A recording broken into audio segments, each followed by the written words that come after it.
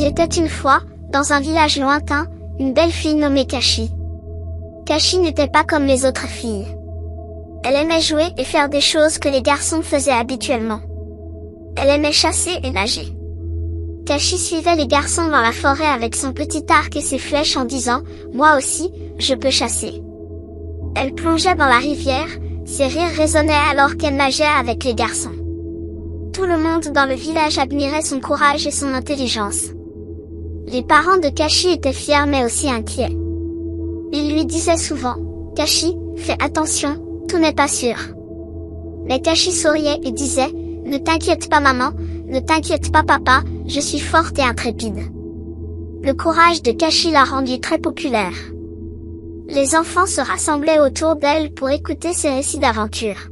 « Racontez-nous la fois où vous avez vu les cerfs sauvages », il mendiait. Et Kashi racontait que j'étais aussi silencieux qu'une souris cachée derrière un buisson. Le cerf s'est approché mais je n'ai pas bougé, il ne m'a pas vu du tout. Même les adultes du village l'admiraient. Ils diraient, Kashi est si courageuse, elle fait des choses que même les garçons trouvent difficiles. Le courage et l'intelligence de Kashi ont fait d'elle une héroïne dans le village et elle adorait attirer l'attention. Au fur et à mesure que Kashi grandissait, son esprit aventureux ne s'est pas estompé, il est devenu plus fort.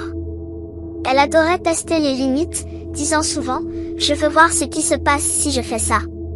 Ses parents s'inquiétaient mais ils l'aimaient trop pour la retenir. Kashi, sois prudente, lui disait son père. Et Kashi répondrait, je le ferai papa, je le promets. Mais le courage de Kashi était bien plus qu'un simple jeu, cela faisait partie de qui elle était.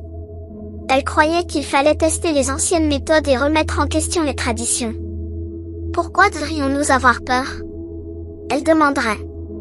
Je veux savoir si ces histoires sont vraies. L'esprit intrépide de Kashi était à la fois admiré et un peu craint. Les gens murmuraient, Kashi est courageuse, mais que se passe-t-il si elle va trop loin? Pourtant, ils ne pouvaient s'empêcher de l'aimer pour son audace et sa joie de vivre. C'est ainsi qu'a commencé l'histoire de Kashi, l'histoire d'une jeune fille intrépide dans un village où les traditions étaient fortes et où les esprits de la terre étaient toujours présents. Elle ne se doutait pas que son courage la mènerait bientôt vers une aventure comme elle n'en avait jamais connue. Dans le village de Kashi, il existait de nombreuses traditions et croyances. Une saison, le grand prêtre a fait une annonce importante. « Écoutez tout le monde, dit-il, les dieux ont parlé, personne ne devrait sortir lors de la première pluie. Les dieux veulent un sacrifice et c'est dangereux. » Les villageois écoutaient et hochaient la tête, ils savaient que le grand prêtre parlait au nom des dieux. « Il faudra rester à l'intérieur quand viendra la première pluie, se dirent-ils, c'est la volonté des dieux. » Mais Kashi, avec son cœur intrépide, pensait différemment. « Pourquoi devrions-nous avoir peur de la pluie ?» Elle a demandé à ses amis. « C'est juste de l'eau qui tombe du ciel. » Ses parents étaient très inquiets. « Kashi, promets-nous que tu resteras à l'intérieur, » supplia sa mère. Les dieux pourraient se mettre en colère. Kashi sourit et hocha la tête, mais dans son cœur, elle avait déjà pris sa décision. « Je veux voir si c'est vrai, » pensa-t-elle. « Et si c'était juste une histoire pour nous faire peur ?» Puis un après-midi, des nuages sombres se sont accumulés dans le ciel. La première pluie arrivait. Les villageois se sont précipités vers leur maison, verrouillant portes et fenêtres. « Restez à l'intérieur » ont-ils crié. Les dieux regardent. Mais Kashi, têtue, décida de sortir. Alors que la pluie commençait à tomber, elle sortit. Ses parents l'ont appelée. « Kashi, ne pars pas, c'est dangereux. » Mais Kashi n'écoutait pas. Elle marcha sous la pluie, sentant les gouttes fraîches sur sa peau. La pluie tombait plus fort et Kashi restait là à regarder autour de lui. Elle a attendu que quelque chose se passe, mais rien ne s'est produit. Elle allait parfaitement bien. Vous voyez, pensa-t-elle, il n'y a pas de Dieu en colère. Après que la pluie se soit arrêtée, Kashi retourna à l'intérieur. Ses parents l'ont serré dans leurs bras, soulagés mais aussi bouleversés. « Kashi, pourquoi es-tu sorti ?» demanda son père. « Vous auriez pu être blessé. » Kashi secoua la tête. « Il ne s'est rien passé, papa, dit-elle. C'est juste une superstition. » Le grand prêtre essayait juste de nous faire peur. Le lendemain, Kashi raconta à tout le monde ce qu'elle avait fait. Je suis sortie sous la première pluie, dit-elle, et rien ne m'est arrivé. Les villageois étaient choqués. Kashi est si courageuse, murmurèrent-ils. Peut-être qu'elle a raison. C'est peut-être juste une histoire. Certaines personnes ont commencé à croire Kashi. Peut-être que les dieux ne s'en soucient pas si nous sortons sous la pluie, disait-il, mais d'autres avaient quand même peur. Kashi n'a pas peur, pensait-il, mais nous ne devrions pas prendre de risques. Les actions de Kashi l'ont rendu encore plus célèbre. Ils ont commencé à l'appeler Kashi l'intrépide, mais ses parents étaient inquiets. Kashi, tu ne devrais pas prendre les dieux ou nos traditions pour acquis. Ils ont prévenu. Kashi sourit et hocha la tête, mais intérieurement, elle était déterminée à continuer de tester les anciennes méthodes. Elle voulait montrer à tout le monde que la peur n'était que dans leur esprit. Elle ne savait pas que son courage la conduirait bientôt à relever des défis encore plus grands. Kashi adorait prouver que les vieilles histoires n'étaient que cela, des histoires. Un jour, elle décide de défier une autre superstition du village. On disait qu'aucune fille adulte ne devrait aller à la rivière par une chaude après-midi. Les esprits vont se mettre en colère, prévinrent les anciens. C'est dangereux, mais Kashi pensa, je ne crois pas à ces vieilles histoires. Je montrerai à tout le monde que c'est sécuritaire. Kashi a parlé de son projet à ses amis. Je vais à la rivière demain après-midi, dit-elle. Retrouvez-moi sur la place du village sous le grand arbre. J'irai à la rivière et je reviendrai sans problème. Ses amis avaient peur. Kashi, et s'il t'arrivait quelque chose? Ils ont demandé, mais Kashi s'est contentée de rire. Rien ne se passera, dit-elle. Attends et regarde. Le lendemain, alors que le soleil était chaud et haut dans le ciel, les amis de Kashi se rassemblèrent sous le grand arbre, attendant anxieusement. Kashi partit vers la rivière sans le dire à ses parents. Elle marchait avec confiance, le cœur plein de détermination. Au bord de la rivière, l'eau scintillait sous le soleil éclatant. Kashi ressentit un frisson d'excitation. Je vais leur montrer, pensa-t-elle en entrant dans l'eau fraîche.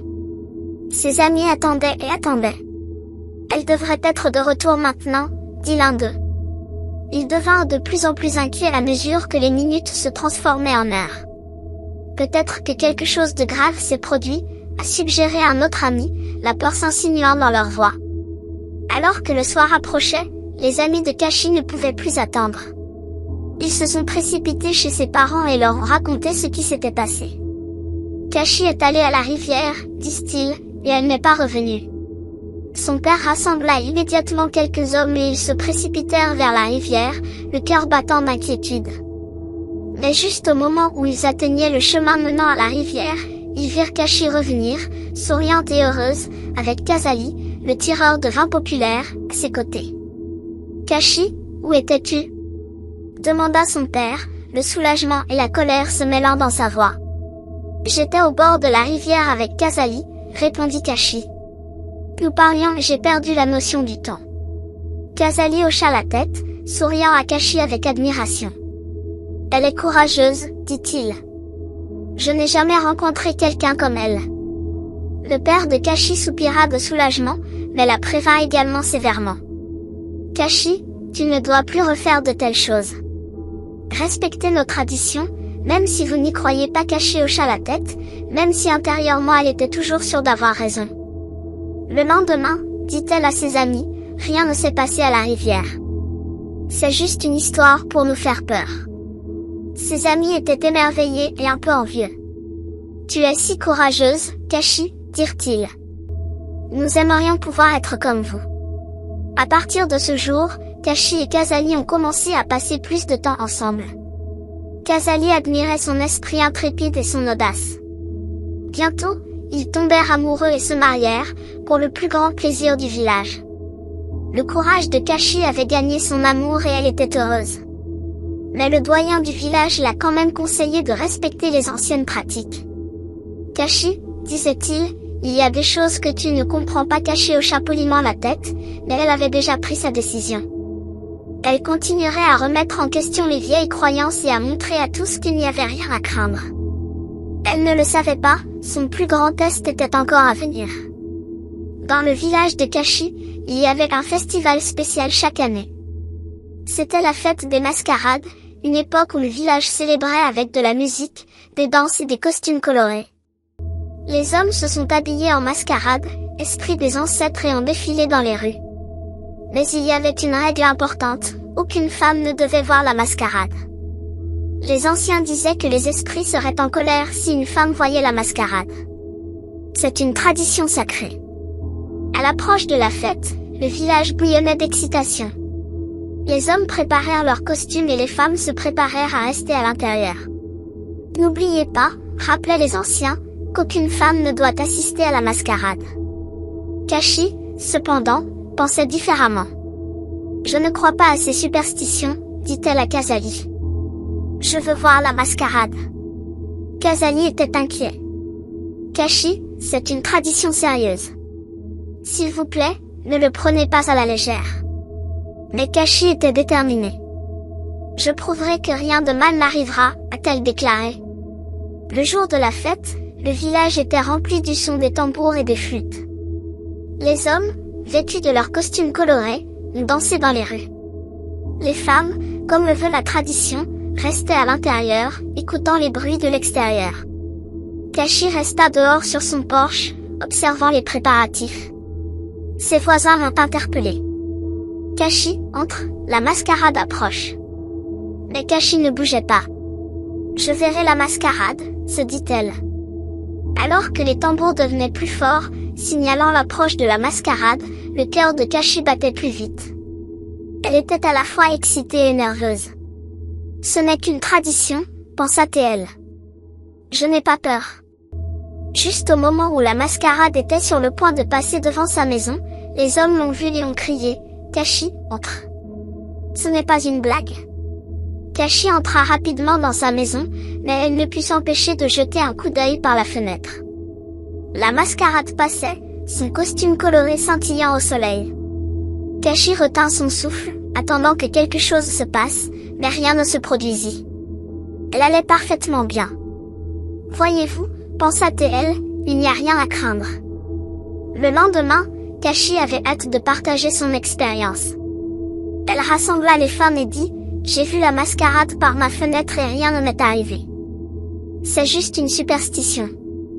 Les villageois étaient stupéfaits. Vous avez vu la mascarade, ont-ils demandé, incrédules. Oui, a répondu Kashi avec assurance, et je suis indemne.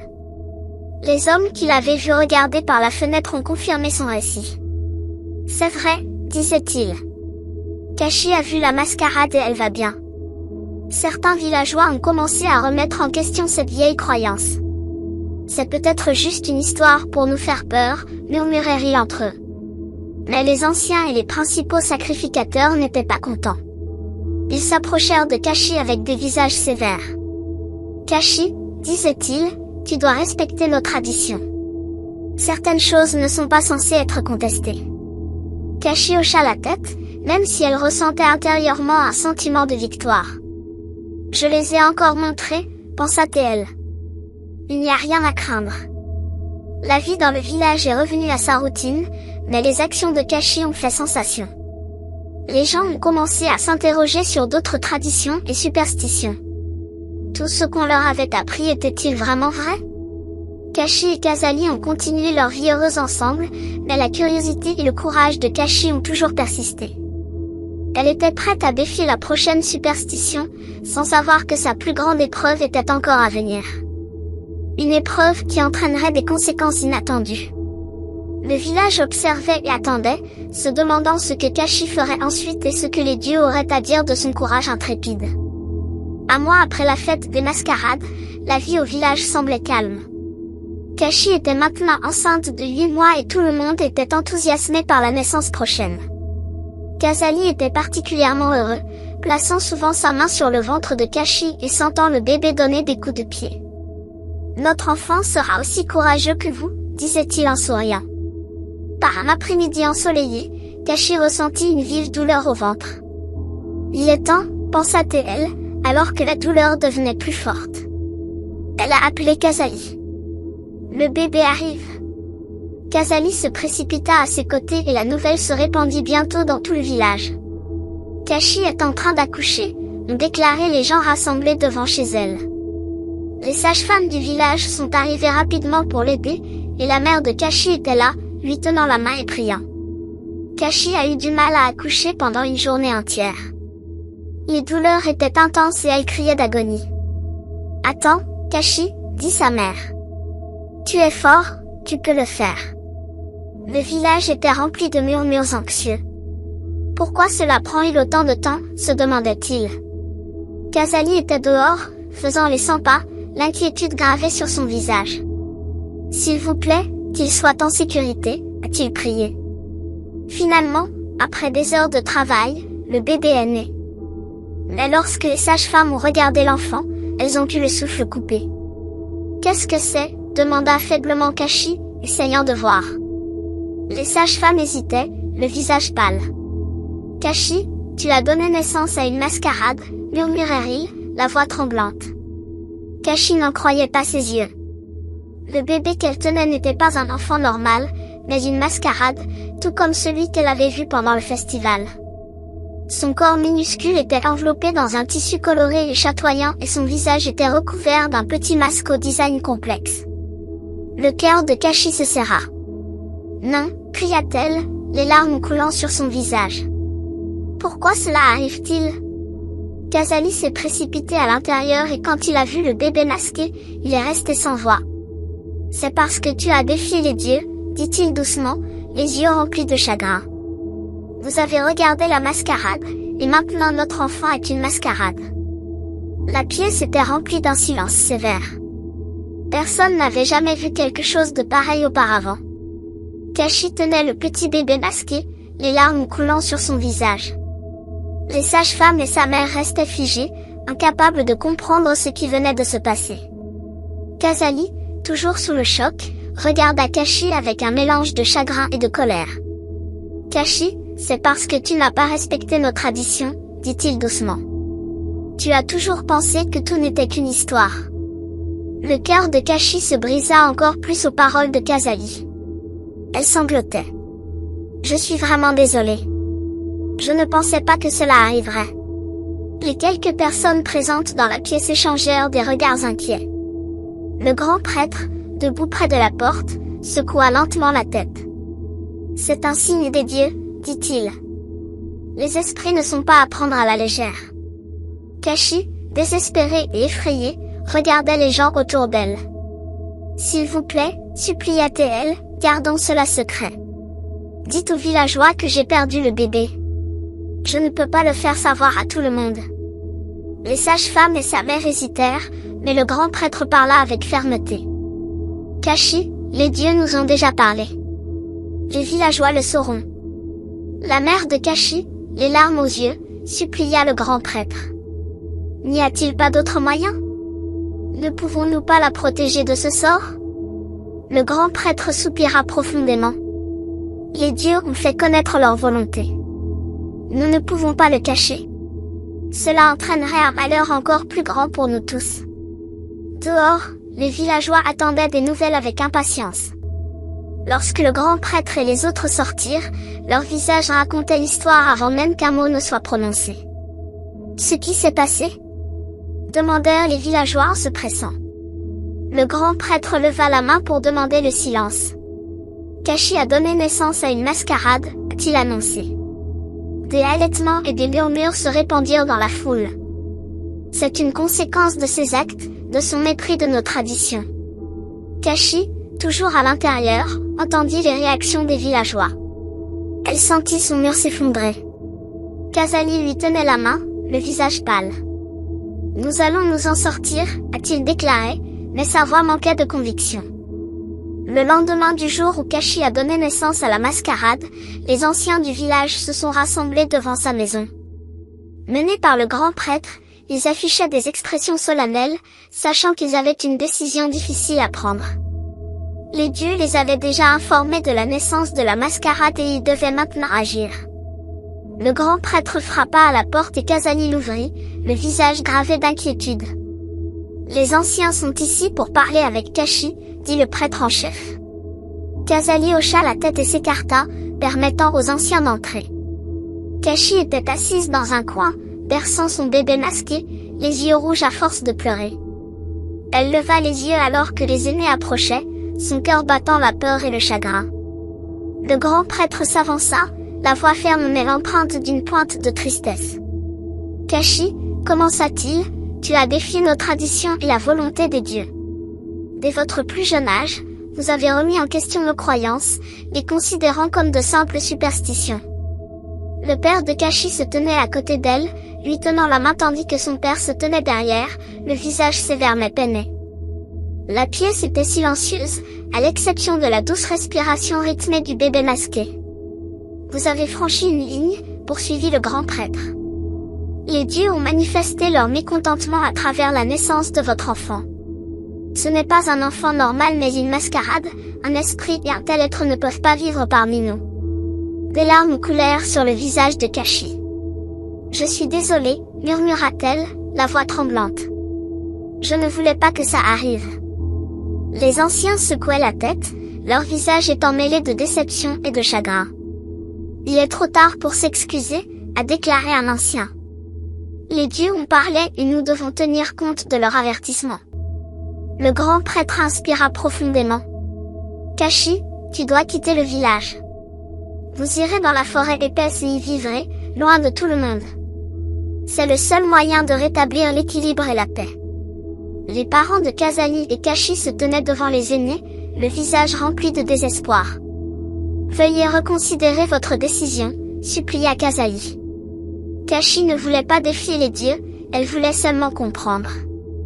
La mère de Kashi, les larmes coulant sur son visage, a ajouté « C'est notre fille, montre sa miséricorde, laisse-la rester avec nous.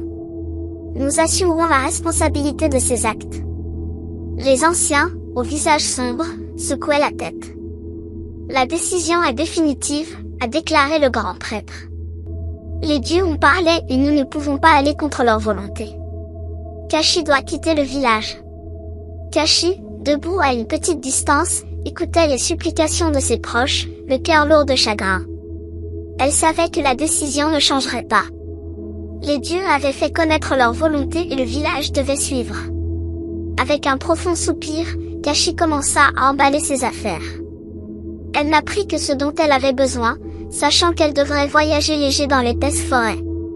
Ses mains tremblaient alors qu'elle pliait ses vêtements et les plaçait dans un petit sac. Chaque objet qu'elle emballait lui donnait l'impression qu'un morceau de son ancienne vie lui échappait. Kazali entra dans la pièce et vit Kashi se préparer à partir, les yeux remplis de larmes. « Je ne veux pas que tu partes, » dit-il doucement, la voix brisée. « J'aurais aimé qu'il y ait une autre façon. » Kashi regarda Kazali, ses propres yeux remplis de larmes. « Je sais, » murmura-t-elle, « mais c'est le seul moyen. Je dois y aller. » Kazali la serra fort dans ses bras, ne voulant pas la lâcher. « Tu vas me manquer tous les jours, » dit-il. « Prenez soin de vous et de notre enfant. » Kashi hocha la tête, retenant ses sanglots. « Tu vas me manquer aussi, Kazali. S'il vous plaît, soyez fort. » Alors que Kashi finissait de faire ses valises, ses parents sont venus lui dire au revoir. Son père posa doucement une main sur son épaule. « Tu es fort, Kashi, » dit-il. « N'oubliez pas que nous vous aimerons toujours. » La mère de Kashi l'embrassa, ses larmes trempant l'épaule de Kashi. « Ma courageuse fille, » dit-elle. « Je prierai pour vous chaque jour. Fais attention. » Kashi, tenant son bébé masqué, prit une profonde inspiration et sortit.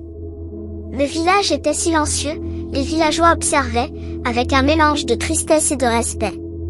Ils comprenaient la gravité de la situation, mais leur cœur souffrait pour Kashi et sa famille. Avec son sac sur l'épaule et son bébé dans les bras, Kashi se dirigea vers la sortie du village. Kazali marchait à côté d'elle, lui tenant la main jusqu'au tout dernier moment.